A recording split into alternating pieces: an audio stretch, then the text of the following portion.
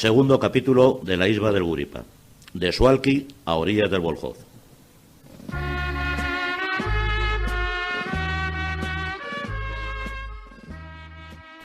Tras la jura de bandera, la división, de forma escalonada, inicia la larga marcha de aproximación al frente. Marcha que discurrirá por las tierras ocupadas de Polonia, Lituania, Bielorrusia y Rusia, a lo largo de más de 1000 kilómetros.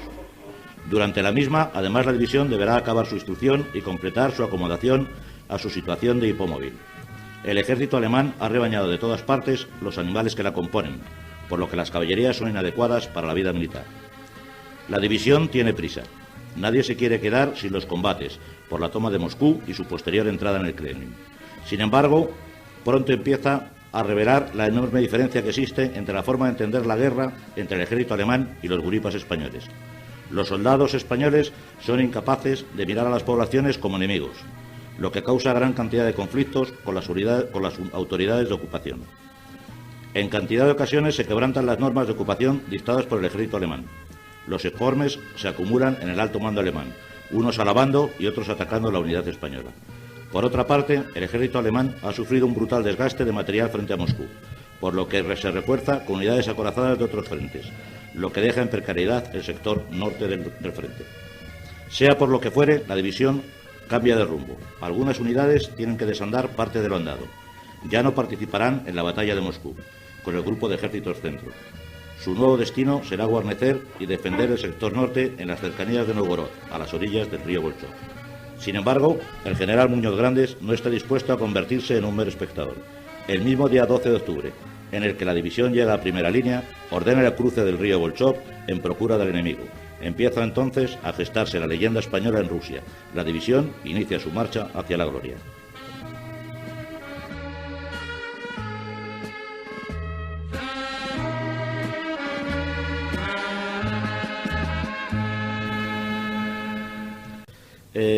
Bueno, vamos a abrir el fuego de hoy.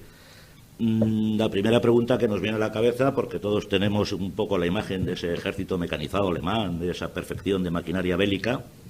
Entonces la primera pregunta pues es un poco de cajón, ¿no? Digo, ¿por qué 1000 kilómetros andando? Bueno, Carlos. A mí me gustaría decir un detalle que no es ningún descubrimiento mío, es simplemente un detalle que aparece ya en el primer gran libro que se publica sobre la división, que es el del coronel Martínez Esparza, jefe de uno de los regimientos. Por tanto, está publicado esto desde el año 1943. Fijaros si lleva tiempo. Y parece como si la gente no lo lleva. En su libro, el coronel Esparza dice que, lo dice claramente, que a los 2 días de estar en la división en Grafenberg, al alto mando de la división ya se le comunica que van a ir al frente andando. No es, digamos, ningún secreto para los jefes superiores de la división. Y no es ninguna medida, como muchas veces he dicho, de un poco de castigar a los españoles, a ver si se disciplinan. Se le dice a la división que va a ir andando por una sencilla razón. Todas las divisiones alemanas han ido andando. Entonces, bueno, que no queda otra opción. Desde el principio estaba previsto así porque, repito, todas las unidades alemanas iban andando. No se lo dice a la tropa. Me imagino que a la tropa le habría sabido a cuerno quemado saber que iban a tener que hacer 1000 kilómetros andando, y entonces ya cuando empieza la marcha empiezan a dársele un poco de explicaciones. No, es para que nos terminemos de hacer el rodaje de las unidades, etcétera, etcétera. Van andando por algo muy sencillo, porque el ejército alemán era hipomóvil y todas las unidades iban andando. También lo cuenta el mismo coronel Esparza en su libro, por tanto no es ningún secreto, que el momento en que la división está desembarcando en su zona de desembarco, en Suwałki, entre Suwałki y Grodno, llega una división alemana que va a tener que hacer la ruta a pie. Y la primera victoria, entre comillas, de los españoles, es que le dicen consiguen que los alemanes den prioridad de paso a la división española. Es decir, no hay ninguna marginación, no hay ningún hecho raro. Detrás de los españoles marcha una división alemana, ¿no? Y a los españoles les ha dado prioridad de paso. Hay otro pequeño detalle que lo cuentan infinidad de divisionarios. La sorpresa que les dio a ellos estando ya en la autovía de Minsk a Moscú, cuando les adelanta una división acorazada a pleno de efectivos, camino del frente, con todos sus camiones, todos sus tanques, y los españoles dicen, joder, esto sí que es una forma de ir a la guerra, ¿no? En camiones, con sus tanques. No hay que saber mucho de logística militar para saber que si hubiera trenes disponibles, una división acorazada no la envías por carretera. Eso te iba a decir, Carlos, el desgaste de una unidad acorazada desplazándose estratégicamente es bestial. Todo Guripa que ha hecho la marcha lo ha contado. Nos ha adelantado una división acorazada, lo cual te indica clarísimamente que es que no hay transporte ferroviario. Después están los datos ya que uno conoce cuando estudia con cierto detenimiento la evolución de los combates en el frente del Este. En ese momento el grupo de ejércitos centro está detenido un poquito más allá de Smolensk, paralizado por falta total de recursos logísticos. El mariscal von Bock ha dicho que él no puede moverse si no recibe como mínimo, creo que son 50 convoyes ferroviarios al día. ¿De acuerdo? Y lo que está recibiendo en la práctica, lo ha publicado Van Krevel, es un libro clásico sobre la logística en la guerra, lo que está recibiendo al día, el día que tiene suerte, son 10, y algunos días ya escandaloso recibe 18 convoyes. Muy bien, si se transporta a la División Azul en trenes desde Suwałki y Grodno hasta Smolensk, la División Azul necesitaba 66 convoyes ferroviarios para moverse, lo cual hubiera significado que el grupo de ejércitos centro, repito, el grupo de ejércitos centro, habría estado como mínimo durante una semana sin recibir ni un gramo de cargamentos, de munición, etcétera, etcétera. Luego, vamos, hay 100.000 formas de demostrar que a la División Azul se la envía al frente andando, pues los de tierra razón, tiene que ir andando, como cualquier otra unidad alemana, ¿no? Ahora, desde luego, a los Guripas les sentó fatal, porque el señor Goebbels era evidentemente un genio de la propaganda, y había convencido a todo el mundo de que la Wehrmacht, ahí todo el mundo iba motorizado, todo el mundo iba acorazado, etcétera, etcétera, que a ellos se les hiciera ir a pie, les pareció, vamos, casi en algunos casos lo sienten como una ofensa. Pero repito, no demuestra para nada, en absoluto, bajo ningún concepto, una falta de confianza en la preparación de los españoles. Es simplemente una necesidad logística absoluta. Bueno, el caso es que sea como fuere, que como hemos ya visto, todas las unidades iban a pie. Eso le sirvió a la División Azul para completar y sobre todo, más que nada, para adecuarse al transporte de caballerías, a la hipomovilidad de la división. Pero eso también sirvió para otra cosa, y es para que entrara la propia división, los Guripas, en contacto con las poblaciones de aquellos países por las que iban pasando.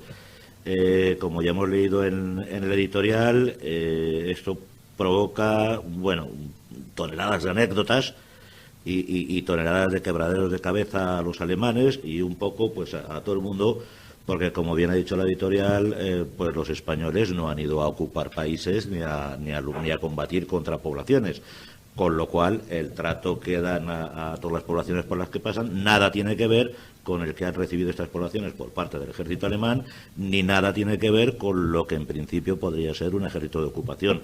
Este es un tema que aquí sí me gustaría que nos extendiéramos un poquito, porque es, a mi modo de ver, es fundamental para entender la psicología de la División Azul. Primero vamos a entrar un poco, me gustaría entrar con las poblaciones y luego posteriormente con el trato con las autoridades alemanas, que también tuvo su guasa y mucha guasa, por cierto.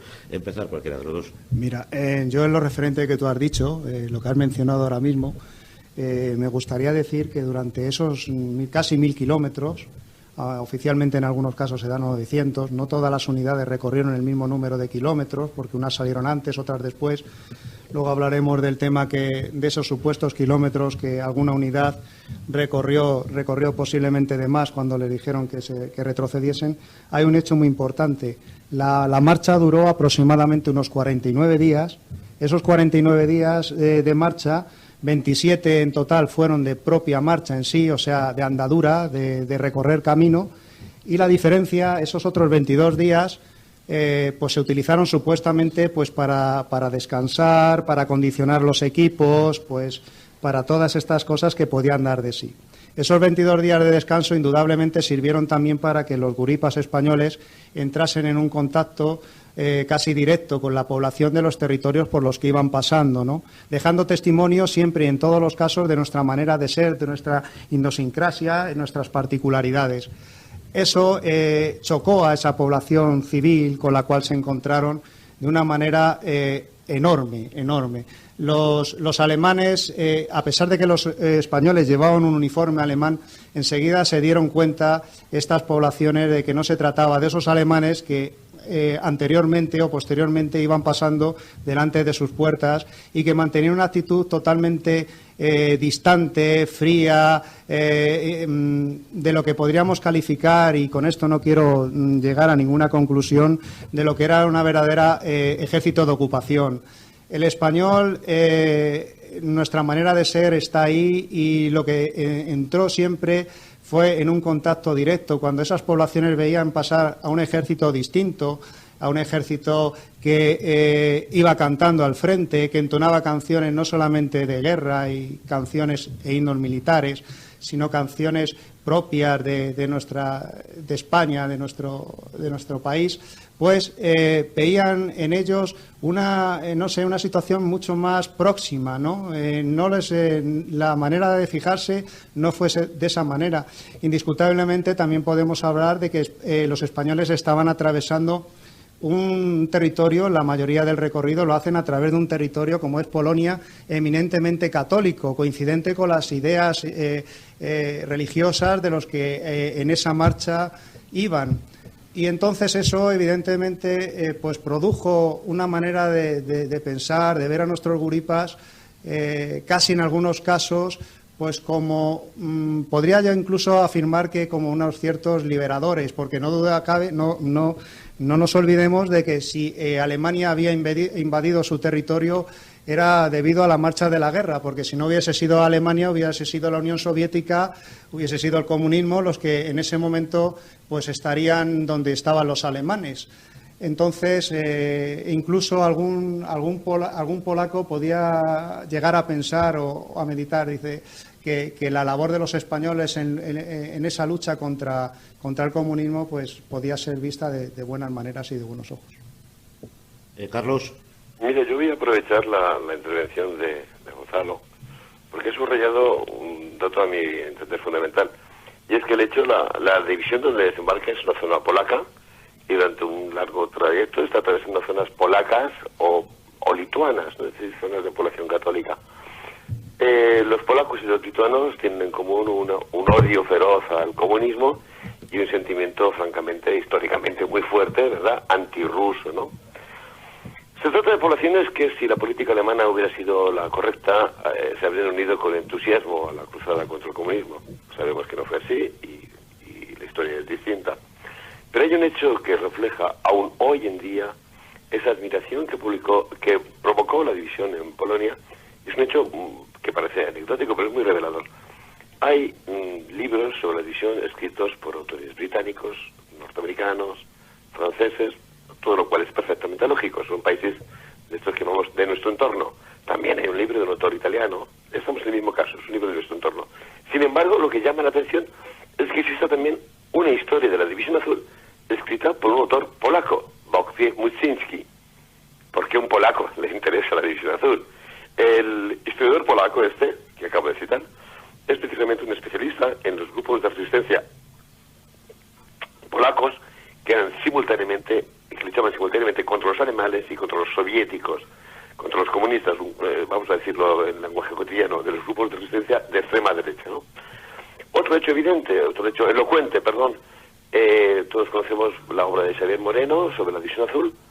No se ha publicado, que yo sepa, hasta este momento en ningún idioma extranjero, salvo en polaco.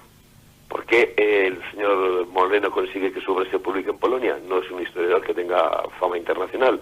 Me refiero que no se le publica el libro porque sea el señor Xavier Moreno, sino porque es un libro sobre la División Azul, ¿no? En ambos casos son dos libros muy recientes. ¿Por qué en Polonia? Bueno, pues ahí tenéis la prueba, porque el paso de la División Azul por Polonia despertó inmediatamente la simpatía de los polacos. Otro factor a tener en cuenta es el primer momento que trato con la población civil. El trato de un ejército y la población civil siempre genera problemas. No vamos a darle vueltas, esto es así, ¿no? Que si se coge una gallina por aquí, que si se coge una vaca por allá, en algunos casos, pues entra en juego la picaresca española, ¿no? En la mayor parte de los casos son compras, ni más ni menos, o cambios, te cambio este jersey por esta gallina, etcétera, etcétera. Pero hay algunos incidentes que están un poquito más al margen, ¿no? Típico, repito, problema de relaciones entre un ejército en marcha y la población civil. Hay, tú lo citabas, o lo citabais al principio en la editorial, informes de las autoridades de ocupación alemanas. Muchos de ellos critican el comportamiento de los españoles. Aquí han cogido una gallina, aquí han cogido una vaca, etcétera, etcétera, qué barbaridad.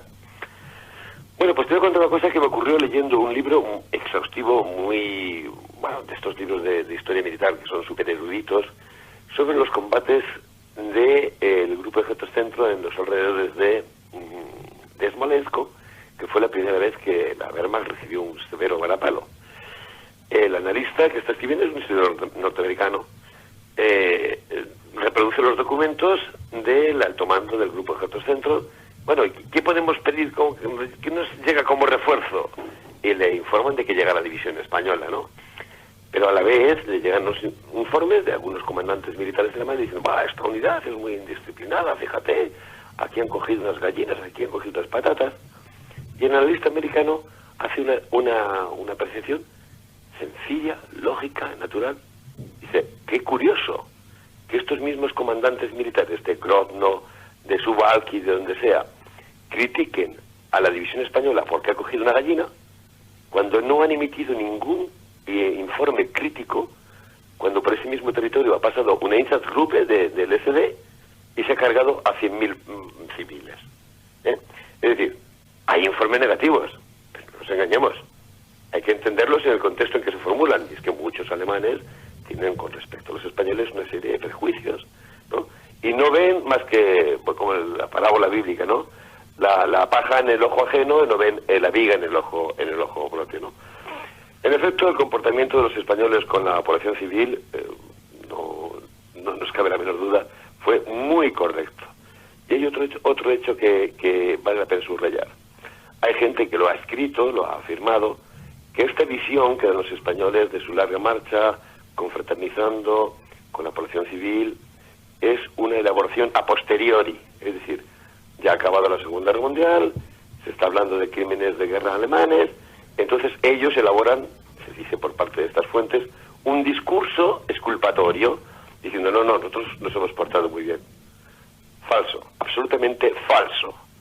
Sabemos perfectamente que las críticas de los soldados españoles al comportamiento de los alemanes en territorio ocupado se están produciendo ya en ese mismo instante. De hecho, los convoyes que traen a España algunos repatriados, lo típico, heridos, gente que no puede seguir la campaña, empiezan a llegar a España el mismo año 41, y al llegar a la frontera se ha dado orden de que agentes de la policía les interroguen, oye, contarnos qué está pasando en Rusia, cómo va el tema, darnos detalles. Lo que llama la atención es que en todos esos informes los voluntarios ya dicen a las autoridades españolas, atención, algo está pasando allí. El trato con la población civil es horroroso. No nos gusta nada lo que hemos visto. Los alemanes tienen un comportamiento que es absolutamente intolerable. No han esperado al año 45 a elaborar un discurso exculpatorio.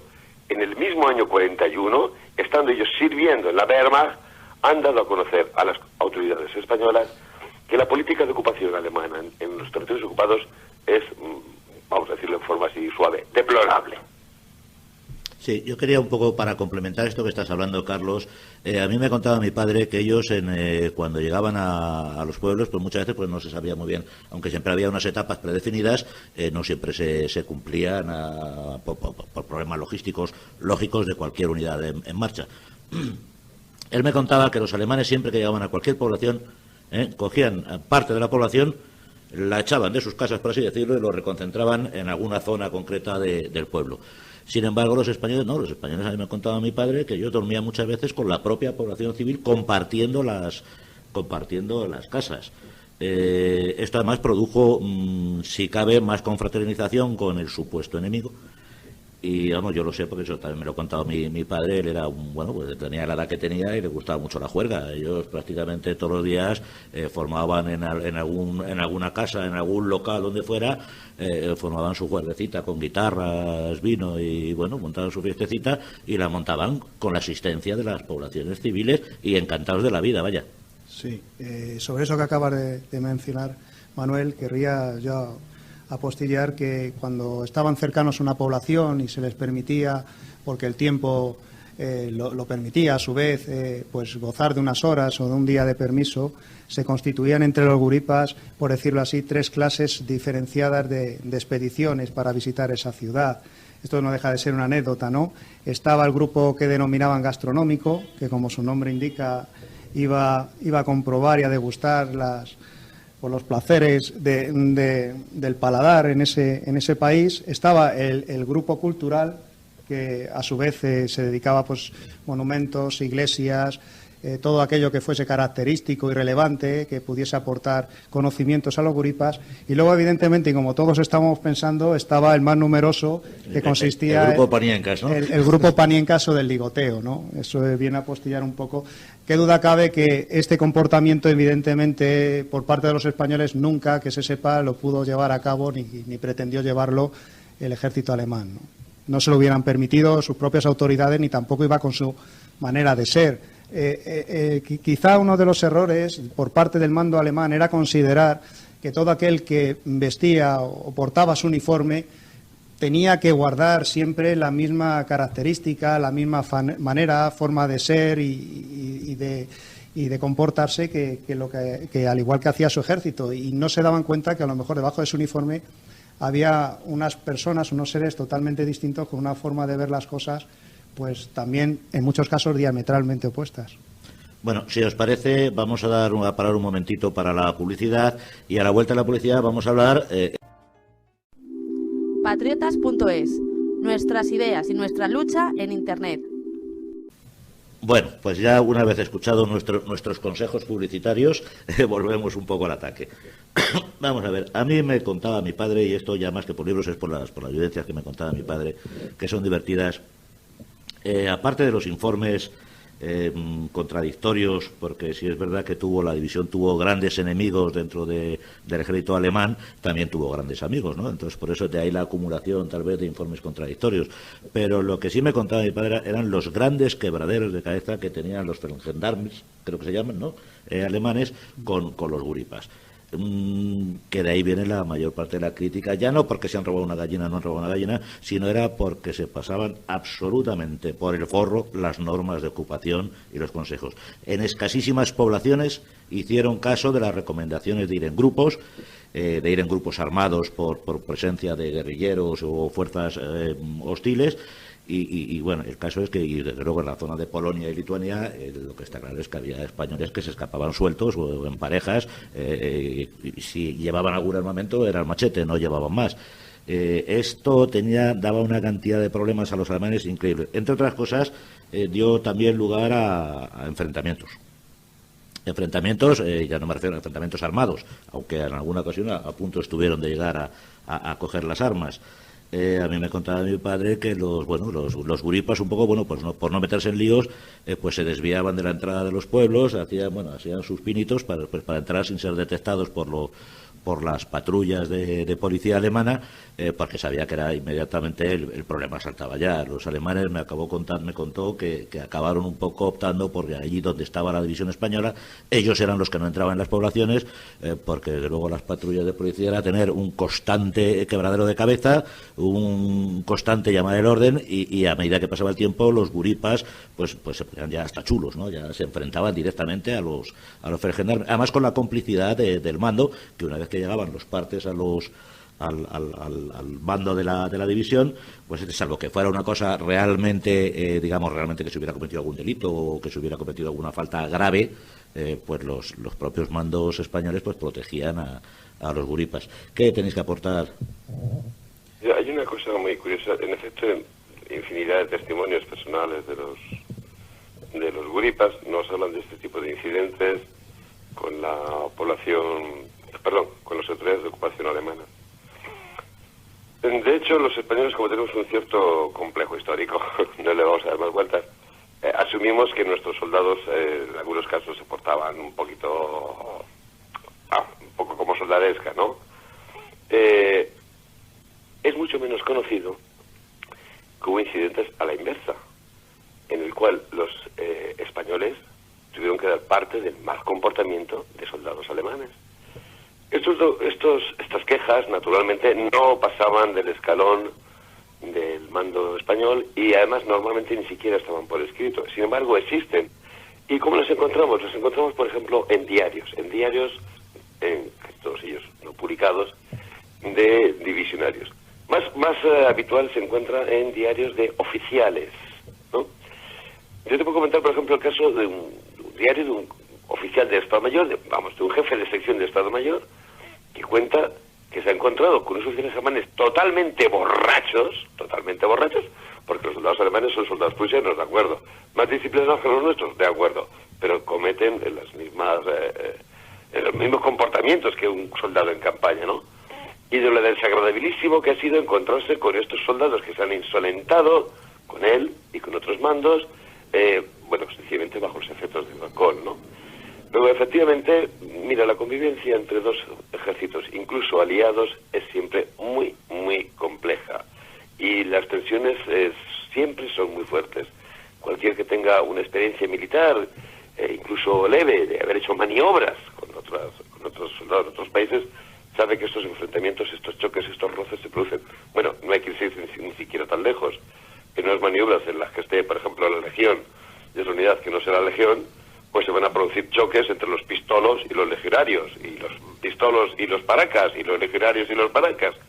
Luego, que haya roces con autoridades alemanas, militares alemanas, está dentro de lo normal, está dentro de lo previsible, pero repito, a mí me gustaría subrayar que no siempre fueron los soldados españoles los que sacaron los pies del tiesto, fueron en muchas ocasiones los soldados alemanes y oficiales alemanes los que bajo efectos del alcohol o de la tensión o de cualquier otra cosa o de sus prejuicios, ¿para qué le vamos a dar más vueltas?, tuvieron comportamientos que estaban muy lejos de la etiqueta militar, ¿no?, de la cortesía militar.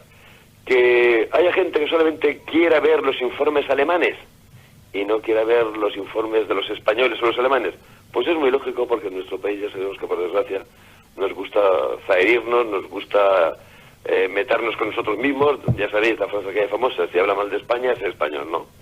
Entonces yo quería, en este caso, ya seguro que Gonzalo desarrolla otros aspectos, pero subrayar este tema que muchas veces se olvida, Hubo también problemas por el mal comportamiento objetivo de soldados y oficiales alemanes en su trato con los españoles. Sí, yo al respecto de esto también quería contar una anécdota, porque yo pienso que no se trata de igualar el trato de soldados de un país de otro país, no. Para mí el problema no es ese, tiene mucho que ver, entiendo, con la idiosincrasia de la propia División Azul. Yo recuerdo, por ejemplo, me contaba mi padre como anécdota, en una de las paradas que hicieron por Polonia, pues la intendencia pues le repartió pues una serie de utensilios, que si crema de zapatos para las botas, y entre lo que le repartieron pues venía una bolsita con 3 preservativos. Esos preservativos, pues bueno, había una serie de instrucciones médicas para usarlos, cómo se debían de usar, cómo no se debían de usar. Bueno, pues hasta ahí todo muy bien, hasta que un guasón de su batallón pues se le ocurrió la idea de soplarlo, hacerle un nudito y atarlo en la bayoneta del fusil. Aquello cundió, hizo gracia, y al final acabó el batallón entero, mientras marchaba, desfilando todos con el globito. Eso creo que indignó, y vamos, los alemanes montaron un cirio descomunal. Es un poco por ver, eso jamás se hubiera podido ver en una unidad alemana. O sea, un poco el sentido de guasa, el humor español, en fin, un poco el carácter totalmente distinto entre los teutones y los mediterráneos. La versión que me ha llegado a mí, que muy bien ha dicho Manuel, no es esa concretamente, sino que fue un acto de protesta llevado a cabo por la 10ª compañía del 262, concretamente la mandada por el capitán Portolés. La división, los divisionarios hasta ese momento, los contactos que habían tenido con lo que aquí denominamos paniencas, siempre los habían obtenido a través de la población civil, cosa que reportaba más de un quebradero de cabeza, como ha dicho Carlos, o he querido oírle, a las autoridades alemanas y a la gendarmería. Que a resulta de esto, pues se abrieron, por decirlo de alguna forma, la autorización, o se dio la autorización a los españoles de visitar los burdeles establecidos por el ejército alemán, por la Wehrmacht, y de esta manera, pues cortar de una manera radical aquello que tanto les preocupaba a las autoridades alemanas, de este contacto continuo, de este acercamiento hacia la población, que no se remitía evidentemente solamente al intercambio de el habituallamiento que les proporcionaba el ejército alemán, que lo cambiaban, como estamos diciendo, quizá la mantequilla, quizás ese foie gras que los españoles detectaban tanto, pues servía como moneda de canje, pues por una gallina, unos huevos, etcétera, etcétera. Entonces, los divisionarios españoles pues tenían sus encuentros amorosos con la población femenina de los países ocupados, y esto evidentemente la Wehrmacht no lo veía con buenos ojos, ante lo cual optaron por abrir esos burdeles, les facilitaron esos preservativos y de esta manera pues oficializar, por decirlo así, de alguna forma, o encarrilar la situación hacia a llevarlo de una manera un tanto oficial. En protesta por esto, porque los españoles querían seguir pues teniendo pues su galanteo, esa manera, ese Don Juan que dicen que todos llevan un pequeño Don Juan en su interior, pues quisieron seguir manteniendo esos contactos con lo que era la población, y ante ese hecho de que estaba prohibido, y en señal de protesta, como ya he mencionado, la compañía del capitán Portoler desfiló por una de las principales calles de una población ocupada, no sé si fue Vilma o no sé cuál pudo llegar a ser, de esa manera que ha mencionado Manuel. ¿Me permitís que añada una postilla? Lo que acaba de decir Gonzalo es exactamente lo que ocurrió. Este incidente ocurrió en una compañía en concreto, la 10ª del 262, la del capitán Portolés, y bueno, fue muy comentado. A partir de ahí resulta que muchos guripas que no estaban en esa compañía pues también lo incorporaron a sus recuerdos y dijeron, esto lo hizo mi compañía, etcétera, etcétera. Bueno, pero no es eso lo que quería llevar la atención. El hecho es que a los alemanes les llamó mucho la atención y digo, fíjate, que estos salvajes lo que hacen. No sé si habéis leído el diario del conde Chiano sobre la guerra. Sí, sí. Sorprendentemente, este incidente aparece en el diario del conde Chiano. Los italianos habían visto con bastante desagrado, no hay que darle más vueltas, el hecho de que los españoles, a la hora de ir a Rusia, hubieran preferido incorporarse a la Wehrmacht alemana en vez de incorporarse con el contingente expedicionario que ellos mandaron, un cuerpo de ejército. Además estaban incluso preocupados porque ellos mandaban 3 divisiones, siendo así que era un país del eje, ¿no?, beligerante, y la España neutral mandaba una división, es decir, tiene, digamos, bastante importancia, ¿no? Así es que entre los italianos cayó muy mal el hecho de resistencia de la División Azul. Muy bien, ¿qué cuenta Chiano en su diario?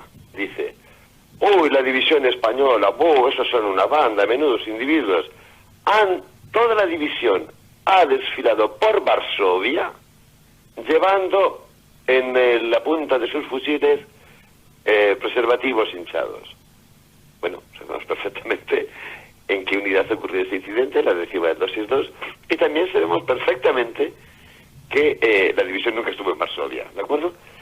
Pero bueno, hay mucha gente que ha leído el libro de los diarios de Chiano, porque se considera una obra clásica sobre la Segunda Guerra Mundial. Y yo me he encontrado en varias ocasiones que historiadores, entre comillas, y periodistas dicen, la división española, si eran una banda de desarrapados. Fíjate lo que cuenta Chiano, que la división desfiló por Varsovia con los preservativos hinchados.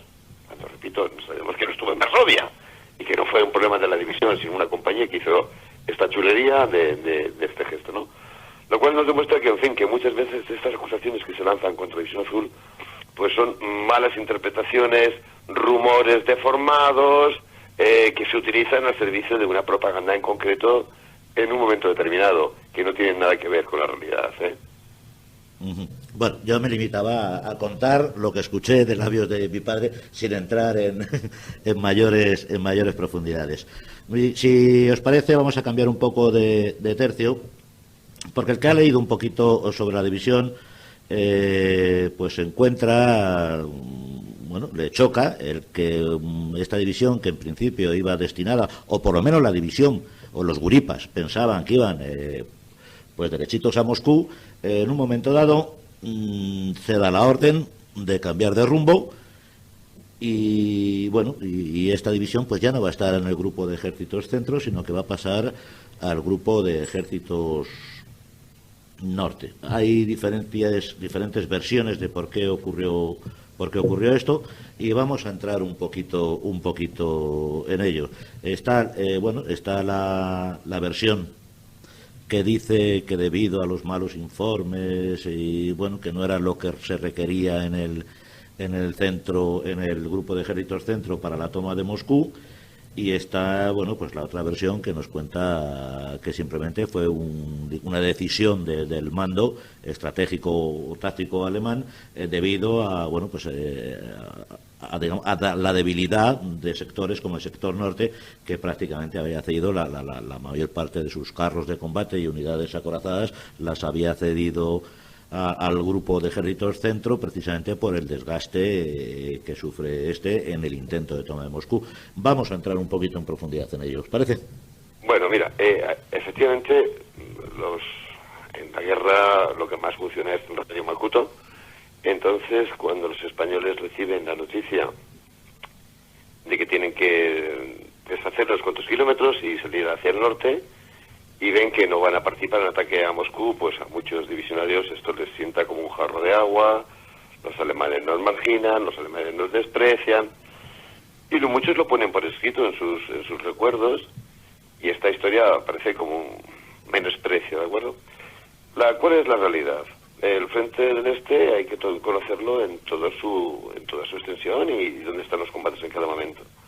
Las tropas alemanas acaban de alcanzar el río, en Stichelberg habían alcanzado el lago Ladoga y tenían cercada, aislada del resto de Rusia, a Leningrado. Esto es una cosa que evidentemente las autoridades soviéticas no pueden consentir. Leningrado es San Petersburgo, es la capital histórica de Rusia, y aparte es la cuna de la revolución. Así que en el mismo momento en que las tropas alemanas han alcanzado el lago Ladoga, en Stisselburg, el Kremlin ordena un enérgico contraataque para cortar ese dedo alemán que ha alcanzado el lago Ladoga. Se produce una situación muy de crisis, porque tú lo acabas de subrayar. El grupo de ejércitos norte se ha quedado sin elementos acorazados que ha enviado para reforzar el ataque sobre Moscú. Los alemanes, delante de sus mapas de situación, dicen, bueno, ¿qué enviamos? ¿Qué podemos enviar? Esta unidad, esta unidad, esta unidad, esta unidad. Se envía, por ejemplo, una división que estaba en Francia y que curiosamente llega antes que los españoles. ¿Por qué? Porque montan los trenes en Francia y va directa hasta el frente. Dirá, anda, pero si no había trenes para los españoles. ¿Para esto sí?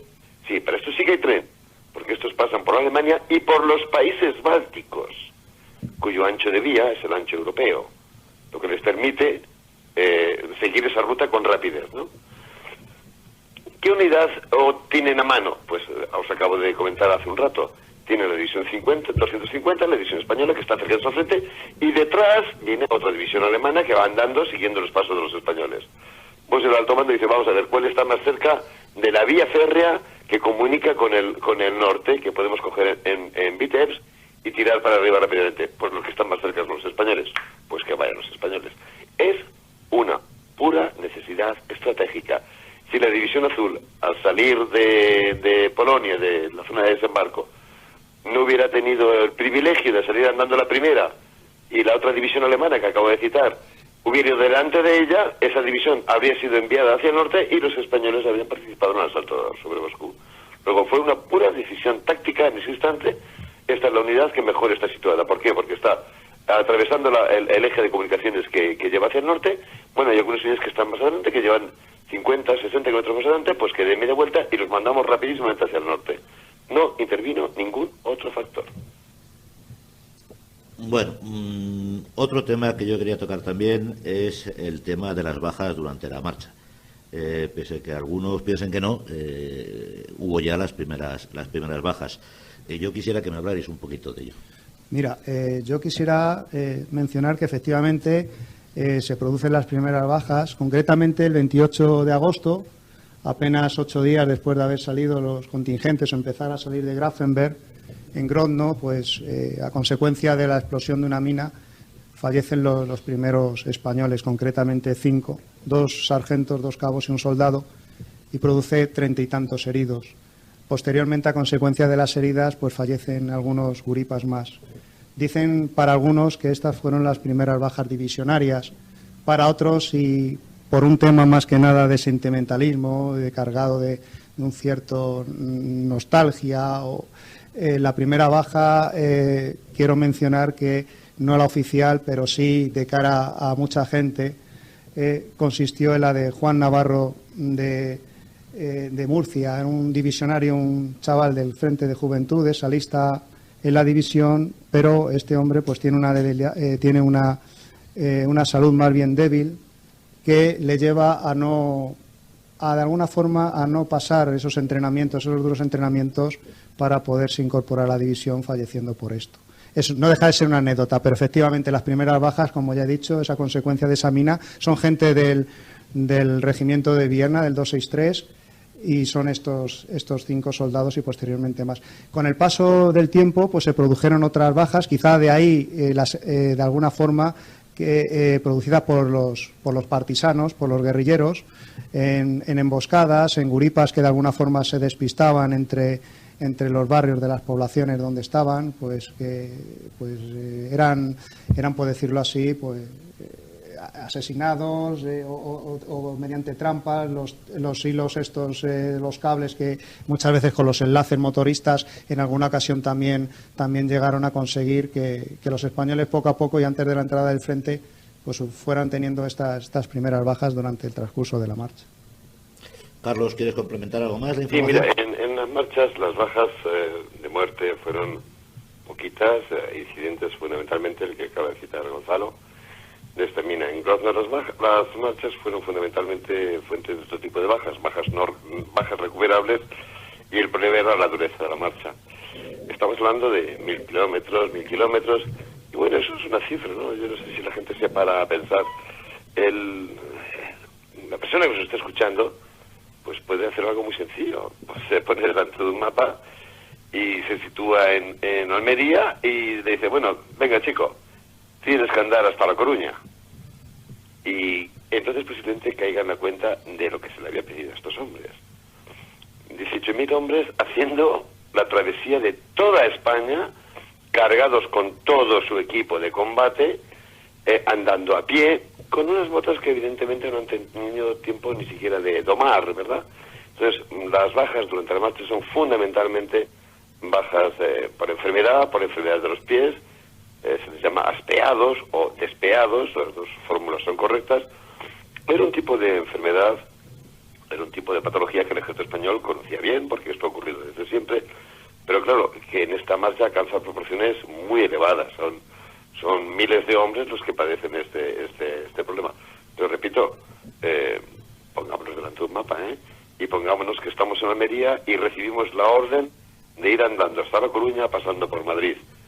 Así quizá nos demos cuenta del tremendo esfuerzo físico y moral, moral que se le pide a esta gente, porque son muchos kilómetros, es saber que te vas a levantar al día siguiente a las 5 de la madrugada, te vas a poner 30 kilos de peso, tu casco, tu armamento, tu munición, y vas a andar,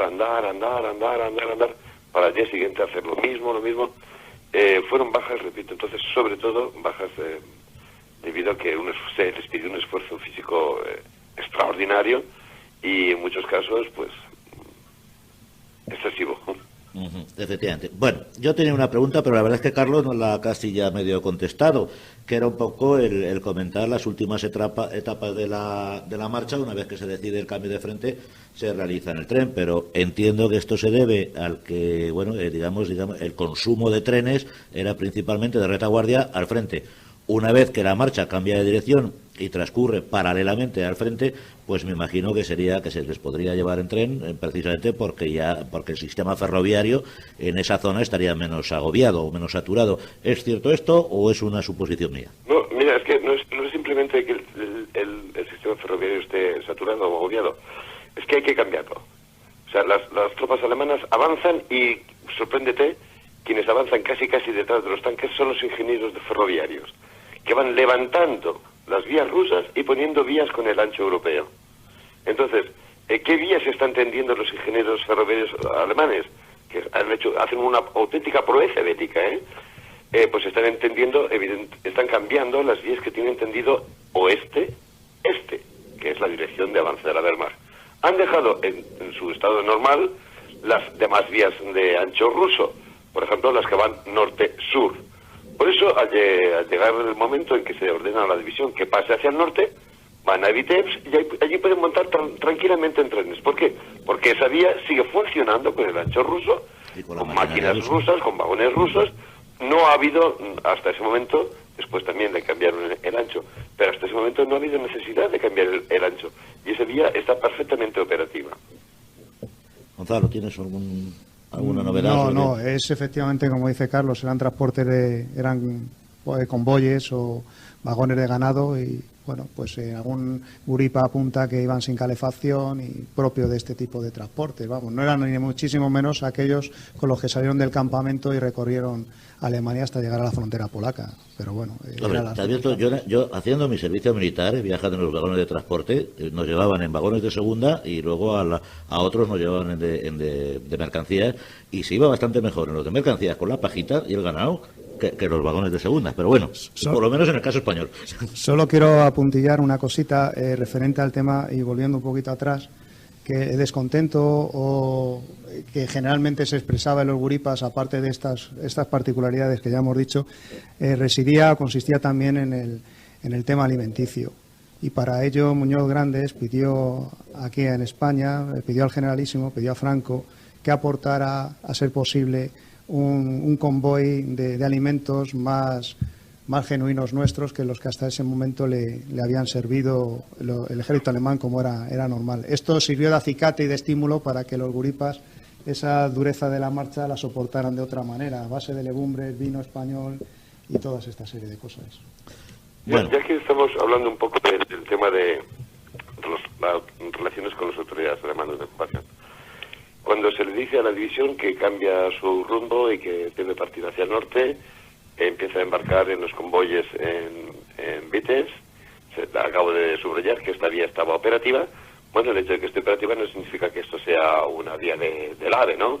Los convoyes van muy lentos porque entre otras cosas hay ataques de partisanos. Y llega un momento en que se produce una saturación en el tráfico, y la mayor parte de las unidades españolas tienen que permanecer casi 3 días estacionadas en los alrededores de un lugar llamado Novosobokilniki, ¿no? Y ahí se producen unos incidentes muy curiosos.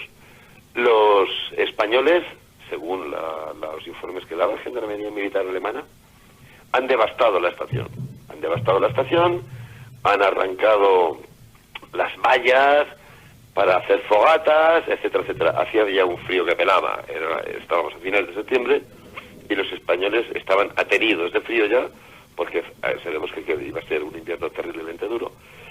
Muy bien, pues de nuevo nos encontramos con que va a haber autores que citan esto como un ejemplo de la falta de disciplina española.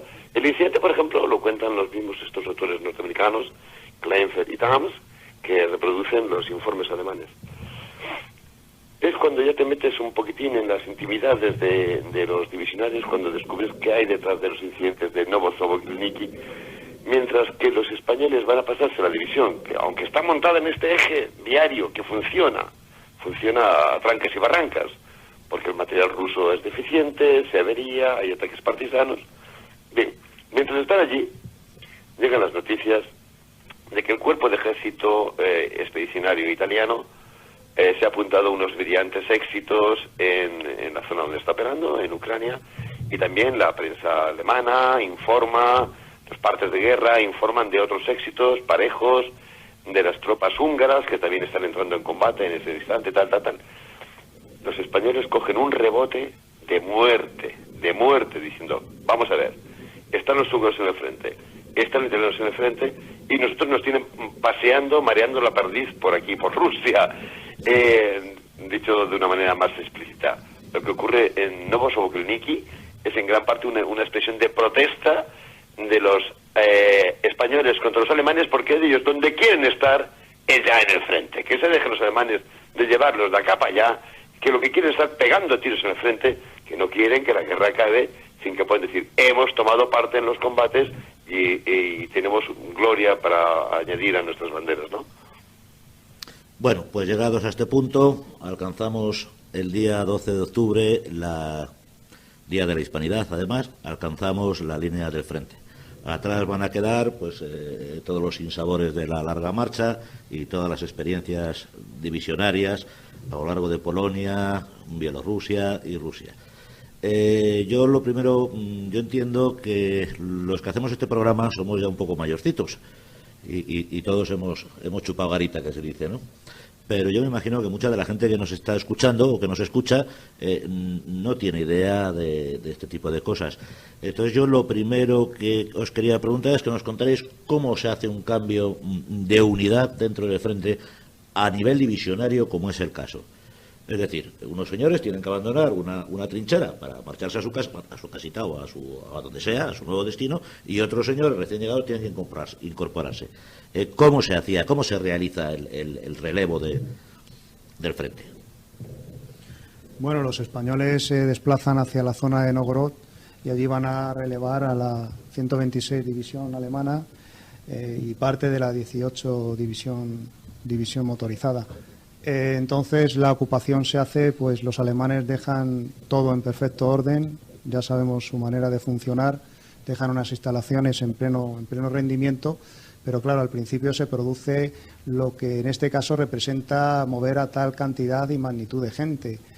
Parece aquello, en opinión de algunos escritores, que parece aquello una vorágine, ¿no?, de tropas moviéndose de un lado para otro y, en fin, eso conlleva pues que de alguna forma pues haya que recurrir a una completa disciplina y a los buenos haceres de los gendarmes, que son los que de alguna forma pues establecen ese orden para llevarlo a cabo. Pero vamos, se produjo totalmente en un orden absoluto, no hubo mayor discrepancia. Los alemanes salían de una zona e incluso he querido leer en alguna ocasión que lo hacían contentos, ¿no?, de librarse de lo que aquello en un momento parecía que era una situación cómoda o estable, que luego resultó no ser tal.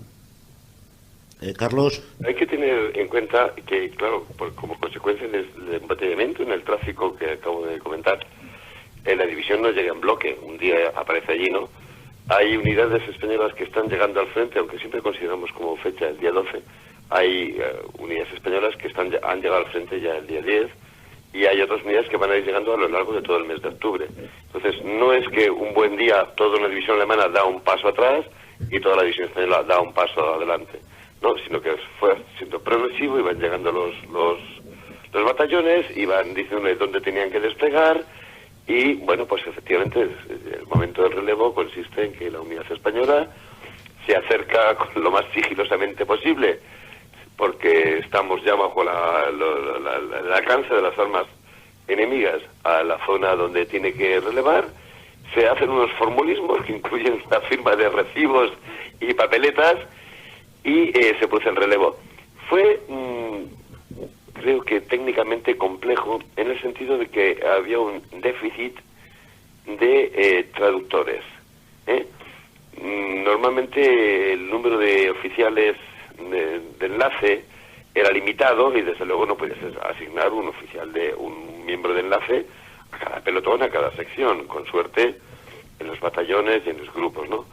Por tanto, no es demasiado sencillo que aparezcan unos señores que no tienen ni idea de alemán, ocupen una posición y que el mando alemán que está delante, bueno, además los relevos prácticamente todos se hacían por la noche, le diga claramente dónde están las minas, dónde están los campos de tiro apropiados, etcétera, etcétera, etcétera. Tuvo su complejidad, y, repito, sobre todo por la barrera idiomática. Se tuvo que recurrir, curiosamente, a un idioma que es el francés. Muchos oficiales españoles habían estudiado francés, y también era el caso de muchos oficiales alemanes, así que, curiosamente, el relevo en las posiciones, la información operativa de dónde están los rusos, dónde tienen sus armas, dónde están nuestras minas, por dónde está la trinchera de aproximación, este es el sector de fuego que hay que batir. Muchas veces ese intercambio de información se produjo paradójicamente en francés. Bueno, yo un poco pues para complementar lo que habéis dicho los dos, y ya no en el caso de la División Azul, sino normalmente en las divisiones de infantería normales, el tema del relevo es un tema delicadísimo. Es lo primero que hay que intentar conseguir es que el enemigo no se entere de que te estás cambiando, de que te estás mudando. ¿Por qué? Porque por la mera lógica la cohesión de las líneas se pierde. Digamos, las unidades, hay momentos, como bien ha dicho Carlos, porque eso no es, ahora todos en pie, vámonos, y señores entren. Eso se va haciendo unidad por unidad, a través de oficiales de enlace, incluso a veces los propios que guarden las posiciones, y efectivamente se lleva a la tropa nueva y hay que enseñarle y decirle dónde están las escuchas, dónde está el enemigo, qué se calcula que hay enfrente, qué es lo que deja de haber. Hay que hacer el papeleo en el ejército, y me imagino que en el ejército alemán más todavía, hasta las tazas de café que se dejan o se dejan de entregar o de no entregar, o sea, es complicadísimo. Y efectivamente tanto en el caso de la División Azul Española como en cualquier otra unidad no es cuestión de un día o de una noche, por lo menos esto se suele hacer siempre por la noche, por las razones de seguridad de las propias unidades que están cambiándose.